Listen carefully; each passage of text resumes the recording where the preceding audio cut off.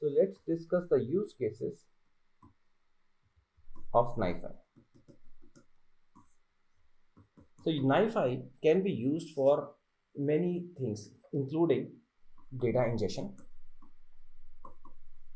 You are ingesting data from sources, and ingesting data from sources sometimes is not easy. For example, when it comes to IoT sensors,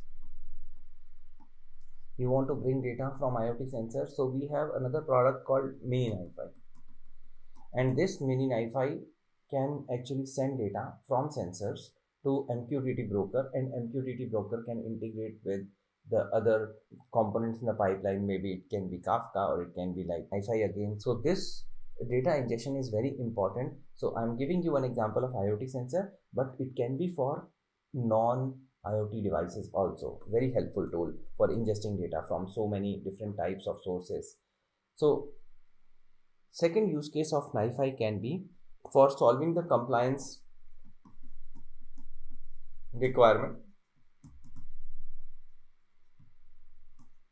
related to data governance. Related to data governance,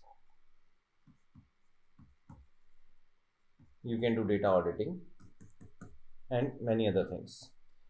Apart from that, NiFi is also commonly used for routing data. Routing data from one system to another. So from one microservice to another microservice. So this is another common use case of NiFi.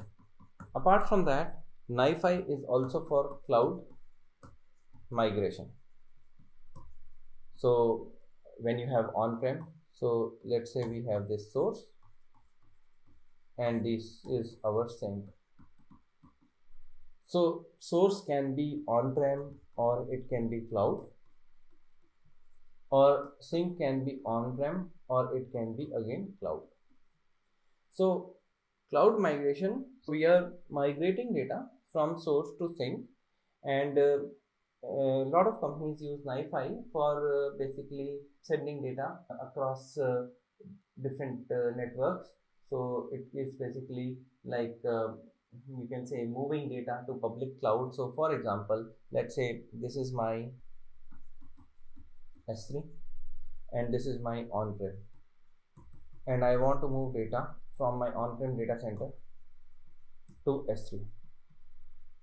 So I can do that using NiFi because this tool will allow me to do it very easily, and even it can be used for moving data from cloud sources to cloud sinks, or on-prem sources to on-prem sinks. Okay, so for the time being, we will just move on to the limitations of NiFi.